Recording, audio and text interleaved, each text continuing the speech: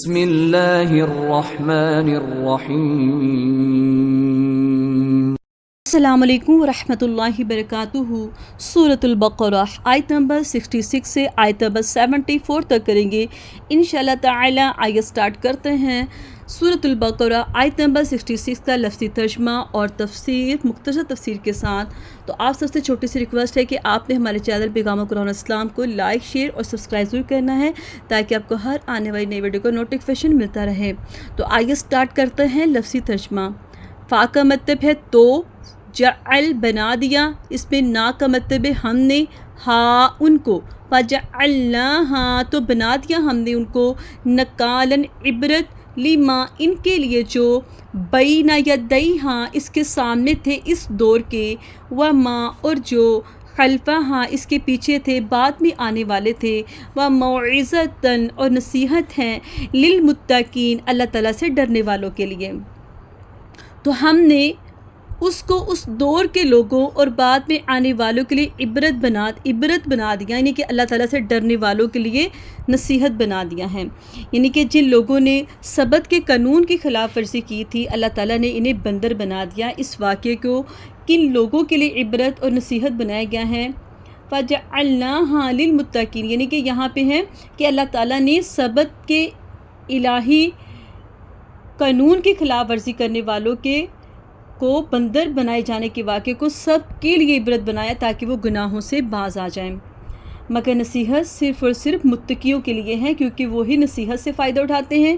واقعات عام لوگوں کے لیے عبرت بنتے ہیں اور اللہ تعالیٰ سے ڈرنے والوں کے لیے نصیحت بنتے ہیں۔ وَمَوْعِظَةً لِلْمُتَّقِينَ کہ اللہ تعالیٰ سے ڈرنے والوں کے لیے نصیحت ہے، اللہ تعالیٰ سے ڈر جانے والوں کے لیے اس واقعے میں بڑی نصیحت ہے۔ انسان جب اللہ تعالیٰ کی شریعت سے منہ موڑتا ہے تو اپنے آپ کو جانوروں کی سطح پر لے آتا ہے۔ متقی انسان کے لیے اس میں نصیحت ہے کہ اللہ تعالیٰ کی کوئی نافرمانی اسے ذلت میں مبتلا نہ کر دے، جس میں یہودی نافرمانیوں کی وجہ سے مبتلا ہوئے تھے۔ اسی طرح اللہ سبحانہ تعالیٰ آیت نمبر 67 میں فرماتے ہیں، وَإِذْ اور جب قَالَ کہا، موسیٰ علیہ السلام نے، لِقَوْمِهِ اپنی قوم سے، اِنَّ یقیناً اللہ تعالیٰ یأمرکم تمہیں حکم دیتا ہے، ان یہ کہ تذبحوا تم ذبح کرو، بقرہ ایک گائے، قالوا انہوں نے کہا، اتتخذونا کیا تم بناتے ہو، کا مطلب ہے کیا، تتخذو بناتے ہو، نہ ہمارا، اتتخذونا کیا تم بناتے ہو ہمارا، ہزوا مذاق۔ قال اس نے کہا، اعوذ میں پناہ مانگتا ہوں، باللہ اللہ تعالیٰ کی، ان یہ کہ اکون میں ہو جاؤں، من الجاہلین جاہلوں میں سے۔ یہاں پر جب موسیٰ علیہ السلام نے اپنی قوم سے کہا یقیناً اللہ تعالیٰ تمہیں حکم دیتا ہے کہ ایک گائے ذبح کرو، انہوں نے کہا کیا تم ہمارا مذاق بناتے ہو، ہمارا مذاق اڑاتے ہو؟ تو موسیٰ نے کہا میں اللہ تعالیٰ کی پناہ مانگتا ہوں کہ میں جاہلوں میں سے ہو جاؤں۔ اس آیت میں جب اس وقت اللہ سبحانہ تعالیٰ یاد کروا رہے ہیں کہ اس وقت کو یاد کرو جب موسیٰ علیہ السلام نے اپنی قوم سے کہا یقیناً اللہ تعالیٰ تمہیں حکم دیتا ہے کہ ایک گائے ذبح کرو۔ اللہ سبحانہ تعالیٰ بنی اسرائیل کو وہ واقعات یاد دلاتے ہیں جو ان کے اور سیدنا موسیٰ کے درمیان پیش آئے تھے۔ یاد کرو جب تم نے ایک شخص کو قتل کیا تھا، گائے ذبح کرنے کا حکم ایک قتل کے فیصلے کے لیے دیا گیا تھا، تو اسرائیل میں ایک بے اولاد مالدار آدمی تھا جس کا وارث اس کا بھتیجا تھا۔ اس نے کیا کیا کہ اپنے چچا کو قتل کر کے لاش کسی کے دروازے پر ڈال دی۔ صبح لوگ قاتل کی تلاش میں ایک دوسرے پر الزام لگانے لگے، تو اس پر بات سیدنا موسیٰ علیہ السلام تک پہنچی تو انہیں ایک گائے ذبح کرنے کا حکم دیا گیا، جس کا ایک ٹکڑا مقتول کو مارا گیا تو وہ زندہ ہو گیا، کیونکہ بنی اسرائیل گائے کی پوجا کرتے تھے، اس لیے انہیں گائے ذبح کرنے کا حکم دیا گیا تھا تاکہ ان کے ذہن سے اس تقدس کو بھی توڑا جائے۔ تو انہوں نے کہا قالوا اتتخذونا ہزوا کہ کیا انہوں نے کہا کہ کیا ہمارا مذاق بناتے ہو۔ اس جواب سے بنی اسرائیل کے بارے میں یہ پتہ چلتا ہے کہ وہ نبی کی بات کو سنجیدگی سے نہیں لیتے تھے، وہ اپنی مرضی سے زندگی گزارنا چاہتے تھے، وہ ضد اور ہٹ درمی کی نفسیات رکھتے تھے۔ تو اس پر موسیٰ علیہ السلام نے کہا اعوذ باللہ ان اکون من الجاہلین، کہ موسیٰ نے کہا کہ میں اللہ تعالیٰ کی پناہ مانگتا ہوں کہ میں جاہلوں میں سے ہو جاؤں، یعنی اپنے آپ کو اپنی خواہش اور مرضی کے نہیں اللہ تعالیٰ کے حوالے کرتا ہوں جو مجھے ہر برائی سے بچا سکتا ہے، کیونکہ جاہل ہی ایسی بات کیا کرتا ہے جس کا کوئی فائدہ نہیں ہوتا، اور وہی لوگوں کا تمسخر اڑاتا ہے، اور عقل مند شخص یہ سمجھتا ہے کہ اپنے جیسے کسی آدمی کا مذاق اڑانا عقل و دین کا سب سے بڑا عیب ہے، اگرچہ اسے اس آدمی پر فضیلت ہی کیوں نہ حاصل ہو، یہ فضیلت تو تقاضا کرتی ہے کہ وہ اپنے رب کا شکر ادا کرے اور اس کے بندوں کے ساتھ شفقت سے پیش آئے۔ آگے اللہ سبحانہ تعالیٰ آیت نمبر 68 میں فرماتے ہیں قالو، انہوں نے کہا ادعو، دعا کرو، لنا، ہمارے لیے، ربک، اپنے رب سے، یبین، وہ واضح کر دے، لنا، ہمارے لیے، ما، کیسی ہو، ہیا، وہ، قال، اس نے کہا، انہو، یقیناً وہ، یقول، اللہ تعالیٰ فرماتا ہے، انہا، یقیناً، بقرۃ، گائیں ہیں، لا، نہیں، فاردن، بڑھی ہو، ولا، اور نہ، بکر، بچیا ہو، یعنی کہ چھوٹی عمر کی ہو، عوان، جوان عمر کی ہو، بین ذالکا، درمیان اس کے، بینا، درمیان، ذالکا، اس کے، فافعلوا، لہٰذا تم کرو، ما تؤمرون، جو تمہیں حکم دیا جاتا ہے۔ انہوں نے کہا ہمارے لیے اپنے رب سے دعا کرو، وہ ہمارے لیے واضح کر دے کہ وہ کیسی ہو۔ تو اس پر موسیٰ نے کہا بے شک اللہ تعالیٰ فرماتا ہے کہ وہ یقیناً گائے نہ بڑھی ہو اور نہ ہی بچیا ہو، بلکہ اس کے درمیان جوان عمر کی ہو، لہٰذا تم کرو جو تمہیں حکم دیا جاتا ہے۔ اس آیت میں قالوا ادع لنا ربک یبین لنا ما ہی، کہ اس میں ہے نا کہ انہوں نے کہا کہ ہمارے لیے اپنے رب سے دعا کرو کہ وہ ہم پر واضح کر دے کہ وہ کیسی ہو۔ تو اس پر اللہ تعالیٰ نے فرمایا قال انہ یقول انہا بقرۃ لا فارد ولا بک، کہ موسیٰ نے کہا کہ بے شک اللہ سبحانہ تعالیٰ فرماتے ہیں کہ یقیناً وہ گائے نہ بڑھی ہو نہ بچیا ہو، بلکہ اس کے درمیان جوان عمر کی ہو، لہٰذا تم کرو جو تمہیں حکم دیا جاتا ہے۔ سیدنا موسیٰ نے واضح کیا کہ اللہ تعالیٰ فرماتا ہے کہ وہ گائے ایسی ہیں جو بڑی نہیں اور نہ ہی زیادہ چھوٹی ہے، متوسط عمر کی ہے، لہٰذا تشدد اور تکلف کو چھوڑو اور وہ کام کرو جسے تمہیں حکم دیا جاتا ہے۔ اگلی آیت نمبر 69 قالو، انہوں نے کہا ادعو، دعا کرو، لنا، ہمارے لیے، ربک، اپنے رب سے، یبین، وہ واضح کر دے، لنا، ہمارے لیے، ما، کیسا ہو، لونہا، رنگ اس کا، قال، اس نے کہا، انہو، یقیناً وہ، یقول، فرماتا ہے، انہا، یقیناً وہ، بقرۃ، گائیں ہو، صفراء، زرد رنگ کی، فاقع، چمکنے والا ہو، لونہا، اس کا رنگ، تسر، وہ خوش کرتی ہو، ان تسر الناظرین، دیکھنے والوں کو۔ انہوں نے کہا ہمارے لیے اپنے رب سے دعا کرو، وہ ہمارے لیے واضح کر دے کہ اس کا رنگ کیسا ہو۔ تو موسیٰ علیہ السلام نے کہا بے شک اللہ تعالیٰ فرماتا ہے کہ یقیناً وہ زرد رنگ کی گائے ہو، اس کا رنگ چمکنے والا ہو کہ دیکھنے والوں کو خوش کرتی ہو۔ یہاں پر قالوا ادع لنا ربک یبین لنا، کہ انہوں نے کہا ہمارے لیے اپنے رب سے دعا کرو، وہ ہمارے لیے واضح کر دے کہ اس کا رنگ کیسا ہو۔ قال انہ یقول، تو یہاں پر موسیٰ نے کہا کہ بے شک اللہ سبحانہ تعالیٰ فرماتے ہیں کہ یقیناً وہ زرد رنگ کی ہو۔ تو یہاں پر ایک بار موسیٰ نے پھر جو ہے نا سیدنا موسیٰ سے دعا کرنے اور مزید تفصیل واضح کرنے کے لیے کہا کہ گائے کا رنگ کیسا ہو۔ تو اس پر اللہ تعالیٰ نے کہا کہ یقیناً وہ زرد رنگ کی گائے ہو، اس کا رنگ چمکنے والا۔ سیدنا موسیٰ علیہ السلام نے جواب دیا کہ اللہ تعالیٰ فرماتے ہیں کہ گائے گہرے زرد کی ہو، اس کا چمکتا رنگ ہو، تسر الناظرین، کہ وہ خوش کرتی ہو دیکھنے والوں کو، یعنی کہ اپنے حسن کی وجہ سے لوگوں کو بہت زیادہ اچھی لگتی ہو۔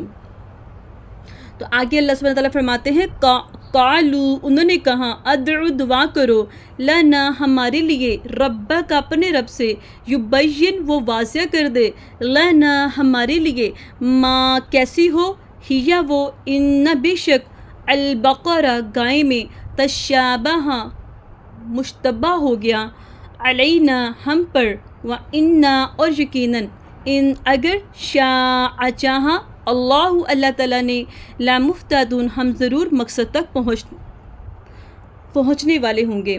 انہوں نے کہا کہ ہمارے لیے اپنے رب سے دعا کرو کہ وہ ہمارے لیے واضح کر دے کہ وہ کیسی ہو، بے شک ہم پر مشتبہ ہو گیا ہے، یعنی کہ ہمیں شبہ ہو گیا ہے، اور یقیناً اللہ تعالیٰ نے چاہا تو ہم ضرور مقصد تک پہنچنے والے ہوں گے۔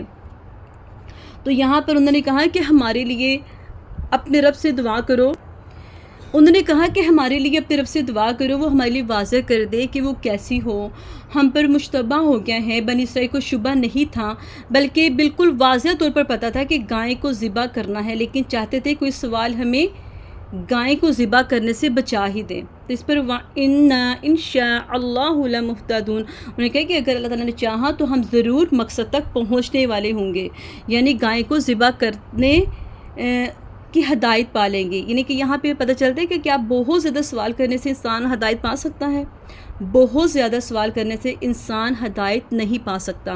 زیادہ سوال کرنے سے انسان کا دل سخت ہو جاتا ہے اور اس میں بے حسی آ جاتی ہیں۔ آگے ہے آیت نمبر 71۔ قال اس نے کہا انہو یقیناً وہ یقول فرماتا ہے انہا یقیناً وہ بقرۃ گائے ہو لانا ذلون جوتتی ہو، یعنی کہ جوتی ہو، تو سیرو ہل چلاتی ہو، الارض زمین میں، وا اور لا نہیں تسقی پانی دیتی ہو، کل ہرسا کھیتیوں کو، مسلمتن صحیح سالم ہو، لا نہیں شیعتا کوئی داغ ہو، فیہا اس میں، قالو انہوں نے کہا الآن اب جئتا تم لائے ہو، بالحق کی حق کو، فذبحوہا پھر انہوں نے ذبح کیا اس کو، وما اور نہیں کادو وہ قریب تھے، یفعلون کہ وہ اس کو ذبح کریں گے۔ یقیناً اللہ تعالیٰ فرماتا ہے کہ وہ گائے ایسی ہو کہ نہ جوتی ہو، یعنی کہ زمین کو جوت، یعنی کہ کھیتیوں کو جوتی ہے نا، جیسے کھیتیوں میں ہل چلایا جاتا ہے، اور زمین میں ہل چلاتی ہو اور نہ کھیتیوں کو پانی دیتی ہو، صحیح سالم ہو، اس پہ کوئی داغ نہ ہو۔ انہوں نے کہا اب تم حق بات لائے، پھر انہوں نے اسے ذبح کیا اور وہ قریب نہ تھے کہ ذبح کرتے۔ یہاں پر موسیٰ علیہ السلام نے جواب دیا کہ یقیناً اللہ سبحانہ تعالیٰ فرماتے ہیں کہ سیدنا موسیٰ نے بنی اسرائیل کے بارے میں ہدایت دیتے ہوئے جواب دیا۔ اللہ سبحانہ تعالیٰ فرماتے ہیں کہ وہ گائے ایسی ہو کہ نہ جوتی ہوئی ہو، یعنی کہ جس سے کوئی کام نہ لیا گیا ہو، گائیں کام کرنے والی نہ ہو، اور نہ ہی زمین میں ہل چلاتی ہو، نہ کھیتیوں کو پانی دیتی ہو، یعنی وہ کھیتی باڑی سے کے کام کر کے کمزور اور متع نہ ہو اور نہ کھیتیوں کو پانی پلاتی ہو۔ اسی طرح سے ہے مسلمۃ لا شیعۃ فیہا کہ صحیح سالم ہو، ہر عیب سے اللہ تعالیٰ نے اسے محفوظ رکھا ہو، اس سے کوئی کام نہ لیا گیا ہو، لا شیعۃ فیہا یعنی کہ اس میں کوئی داغ نہ ہو، اس میں کسی دوسرے رنگ کا نشان نہ ہو۔ تو انہوں نے کہا قال الآن جئتا، انہوں نے کہا کہ اب تم حق کے ساتھ بات لائے ہو، یعنی گائے کے بارے میں آپ نے صحیح بات بتائی ہے۔ فَذَبَحُوهَا پھر انہوں نے اس کو ذبح کیا، انہوں نے مطلوبہ گائیں ذبح کی، وَمَا كَادُوا يَفْعَلُونَ اور قریب تھا کہ وہ نہ کرتے، پھر انہوں نے ذبح کیا اور وہ قریب نہ تھے کہ کرتے۔ اس سے اللہ تعالیٰ نے بنی اسرائیل کی سرکشی اور ڈھہڈائی کو بے نقاب کیا۔ اللہ سبحانہ تعالیٰ نے گائیں ذبح کرنے کے حکم سے ان کے اندر کی گائیں کی محبت کو ضرب لگائی ہے، جس سے ان کی ڈھہڈائی اور سرکشی کٹ حجتوں میں اتر آئی اور یوں ان کی اصلیت بے نقاب ہو گئی۔ آگے اللہ سبحانہ تعالیٰ آیت نمبر 72 میں فرماتے ہیں، آیت نمبر 72 اور اس جب قتل تم قتل کیا، قتل کا مطلب ہے قتل کیا، تم نے، قتل تم نے قتل کیا، نفسن ایک شخص کو، فدارعتم پھر ایک دوسرے سے جھگڑا کرنے لگے، پیہا اس میں، واللہ اور اللہ تعالیٰ مخرجن نکالنے والا تھا، ماں جو تم تھے تکتمون چھپاتے۔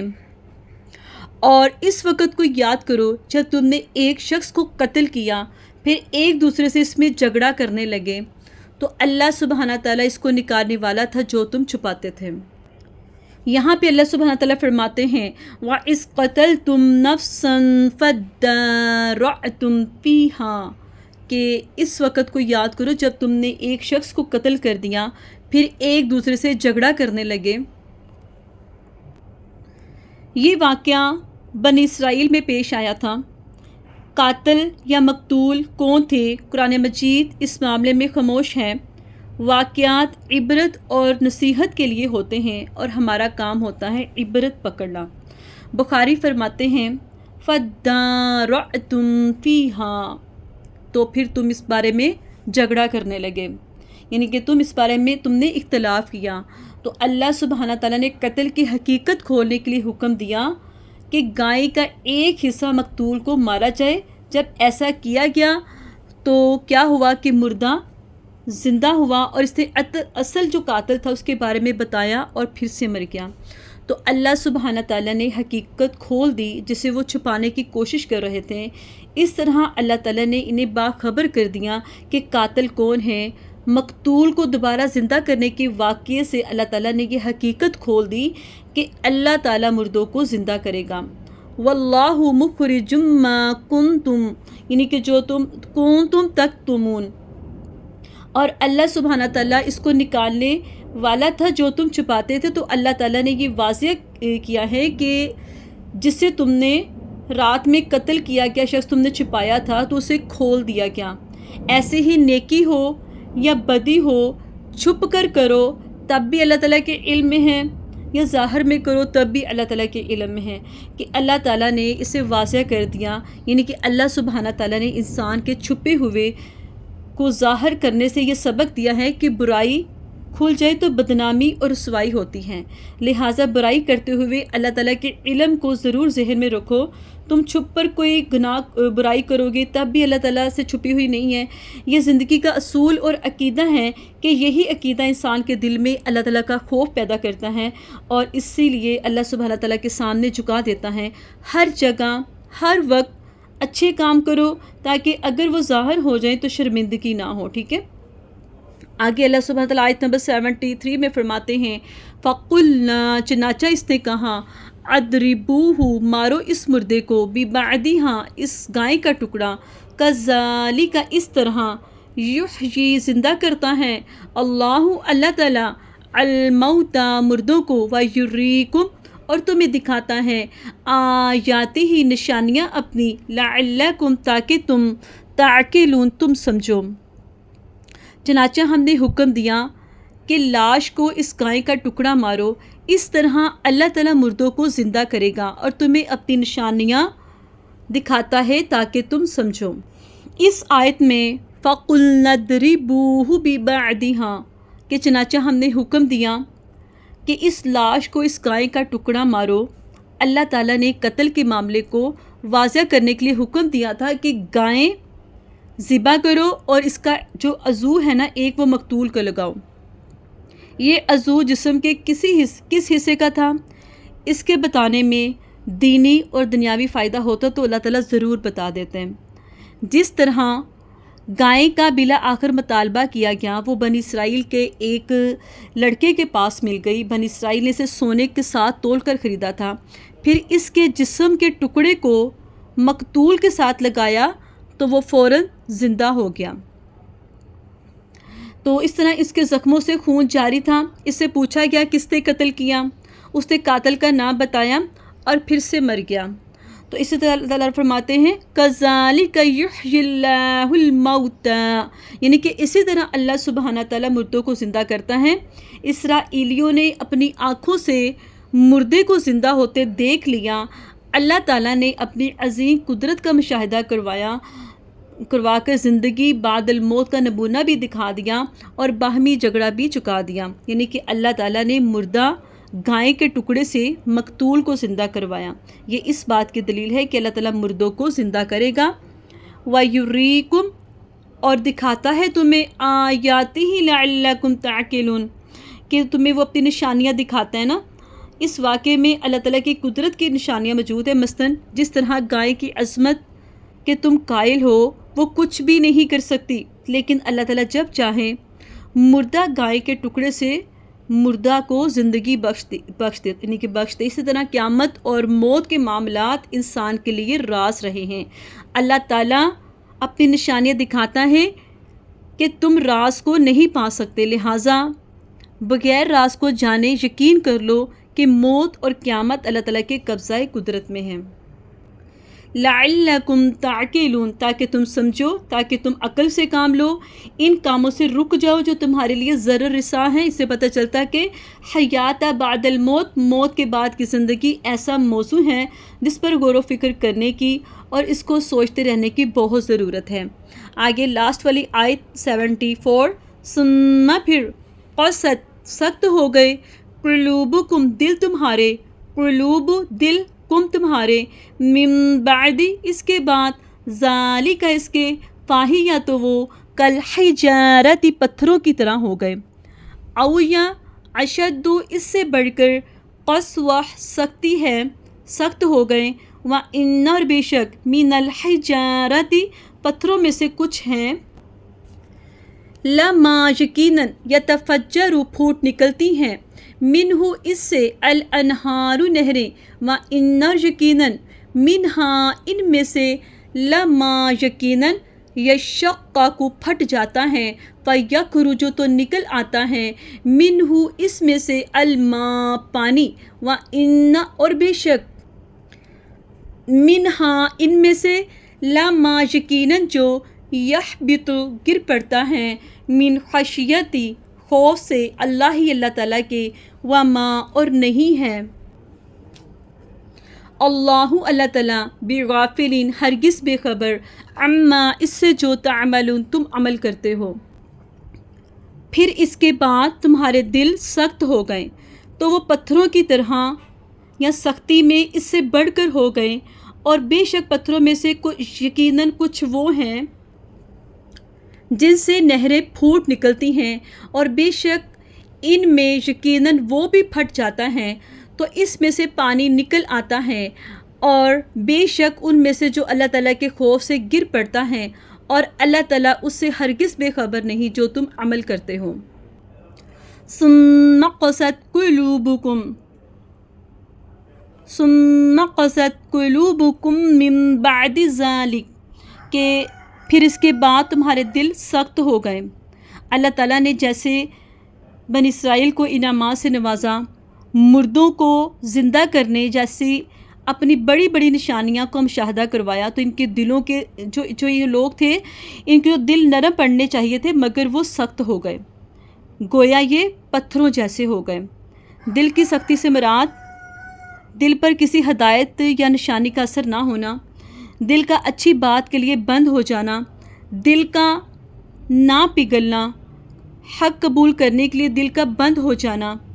اسی طرح سے پھر تمہارے دل سخت ہو گئے کہ ان پر نصیحت اثر نہیں کرتی، فَهِيَ كَالْحِجَارَةِ تو وہ پتھروں کی طرح۔ اللہ تعالیٰ نے بنی اسرائیل کے دلوں کو سختی کے بارے میں واضح فرمایا کہ وہ پتھر کی مانند ہے جو لوہے سے زیادہ سخت ہوتا ہے، کیونکہ لوہا پگھل جاتا ہے جبکہ پتھر کبھی نہیں پگھلتا۔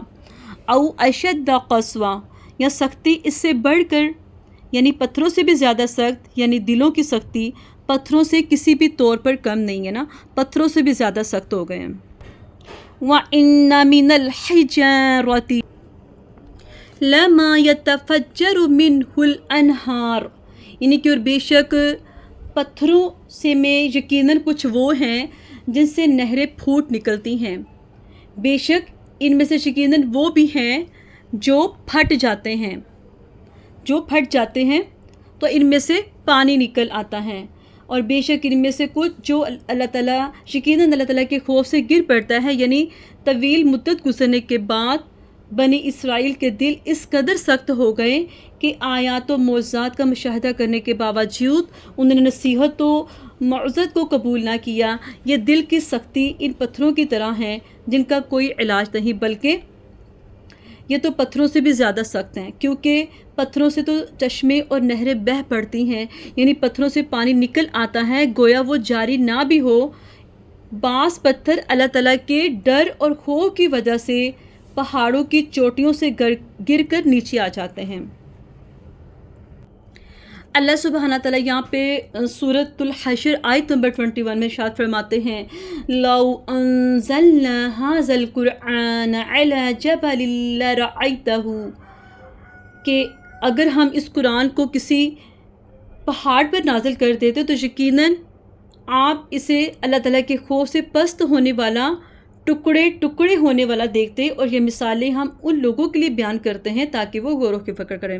یہاں پر مسلسل گناہ اور اللہ تعالیٰ کی نافرمانی سے دل سخت ہو جاتے ہیں، یعنی جب اللہ تعالیٰ کی عظمت کا احساس نہ رہے اور دل اللہ تعالیٰ کی یاد سے خالی ہو جائیں، جب قیامت کے دن اور حساب کتاب کا احساس نہ رہے، جب اپنی غلطی کا احساس نہ ہو اور انسان اپنی غلطیوں کو دوسروں میں دیکھے اور ایک دوسرے پر الزام تراشتے ہوئے دل سخت ہو جاتے ہیں۔ اللہ رب العزت نے فرمایا فَبِمَا نَقْضِهِمْ مِيثَاقَهُمْ لَعَنَّاهُمْ وَجَعَلْنَا قُلُوبَهُمْ قَاسِيَةً، کہ چنانچہ ان کے اپنا معاہدہ توڑنے کی وجہ سے ہم نے ان پر لعنت کی اور ہم نے ان کے دلوں کو سخت کر دیا۔ سورۃ المائدہ آیت نمبر 13 ہے کہ جب ایک انسان سچائی کی طرف جانے کی بجائے اپنا رخ بدل دیتا ہے، آہستہ آہستہ انسان کے دل سے اللہ تعالیٰ کی یاد نکلتی جاتی ہے، کیونکہ مقصد تبدیل ہو جاتا ہے، پھر اور طرف دل مصروف ہو جاتا ہے، پھر آہستہ آہستہ دل سخت ہو جاتا ہے، پھر آخرت کی جواب دہی کا احساس نہیں رہتا۔ آگے ہے وَمَا اللَّهُ بِغَافِلٍ عَمَّا تَعْمَلُونَ، اور اللہ تعالیٰ اس سے ہرگز بے خبر نہیں ہے جو تم عمل کرتے ہو۔ یہاں پر ہے کہ اللہ تعالیٰ ہرگز اس سے بے خبر نہیں ہے جو تم عمل کرتے ہو، چھوٹے بڑے تمام اعمال کو خوب اچھی طرح جانتا ہے، وہ تمہیں تمہارے اعمال کا بدلہ دے گا۔ رب العزت نے فرمایا سورۃ الزلزال آیت نمبر 7 اور 8 میں فَمَن يَعْمَلْ مِثْقَالَ ذَرَّةٍ خَيْرًا يَرَهُ وَمَن يَعْمَلْ مِثْقَالَ ذَرَّةٍ شَرًّا يَرَهُ، جو ذرہ برابر نیکی کرے گا اس کو دیکھ لے گا، اور جو ذرہ برابر بدی کرے گا اس کو بھی دیکھ لے گا۔ کہ انسان جب غور و فکر کے نتیجے میں اس حقیقت کو پا لیتا ہے تو اللہ سبحانہ تعالیٰ سے کچھ بھی چھپا ہوا نہیں ہے، تو انسان اپنے اعمال کی تبدیلی کے لیے آمادہ ہو جاتا ہے۔ اسی طرح سے اللہ تعالیٰ اس سے غافل نہیں ہے جو تم عمل کرتے ہو۔ اللہ تعالیٰ کے سامنے تمہارا کوئی بھی عمل چھپا ہوا نہیں ہے، جو تم سے چھپا ہے اسے اللہ تعالیٰ کھول سکتا ہے۔ اللہ تعالیٰ زمین میں چھپے ہوئے بیج کو کومپل کے نکلنے سے کھول دیتا ہے، ایسے ہی گناہ اپنے اثرات کھل جاتے ہیں۔ انسان کو جب غور و فکر کے نتیجے میں پتہ چل جاتا ہے کہ ہر چیز اپنے انجام کو پہنچتی ہے، تو اسے برے اعمال کے بارے میں فکر لاحق ہو جاتی ہے کہ یہ مجھے انجام تک پہنچا کر رہیں گے۔ یوں انسان اللہ تعالیٰ کے غافل نہ ہونے کے علم سے اپنی غفلت دور کر لیتا ہے۔ اب یہاں پہ دل کی سختی کو کیسے دور کریں؟ سیدنا ابو ہریرہ سے روایت ہے کہ نبی صلی اللہ علیہ وآلہ وسلم نے فرمایا کہ زیادہ ہنسا نہ کرو، زیادہ ہنسنا دل کو مردہ کر دیتا ہے۔ اسی طرح سے سیدنا ابو ہریرہ سے روایت ہے کہ ایک آدمی نے رسول اللہ صلی اللہ علیہ وآلہ وسلم سے دل کی سختی کی شکایت کی، تو آپ نے فرمایا اگر تم چاہتے ہو کہ تمہارا دل نرم ہو جائے تو مسکین کو کھانا کھلایا کرو اور یتیم کے سر پر ہاتھ پھیرو۔ یہ مسند احمد کی روایت ہے، والیوم 2، اور اس کا نمبر ہے 263۔ تو اسی طرح سیدنا اگر مسنی نے روایت ہے کہ رسول اللہ صلی اللہ علیہ وسلم نے ارشاد فرمایا میرے دل پر کبھی کبھی کچھ غفلت آ جاتی ہے، اسی وجہ سے میں دن میں 100 مرتبہ اللہ تعالیٰ سے استغفار کرتا ہوں۔ یہ مسلم کی روایت ہے، اس کا نمبر ہے 6858۔ ٹھیک ہے، یہ ہماری آج کا سبق تھا۔ آیت نمبر 66 سے لے کر ہم نے 74 تک کیا. تو امید کرتے ہیں کہ آپ کو ہمارے سمجھانے کا طریقہ بہت اچھا لگا. تو آپ سے چھوٹی سی ریکویسٹ ہے کہ آپ نے ہمارے چینل کو شیئر لازمی کرنا ہے. شیئر کرنے سے اگر آپ کی وجہ سے کوئی قرآن کا فہم حاصل کرتا ہے, قرآن کو سمجھ کر پڑھنے کی کوشش کرتا ہے, تو آپ کے لیے بھی صدقہ جاریہ ہوگا, ہمارے لیے بھی صدقہ جاریہ ہوگا. تب تک کے لیے اللہ حافظ.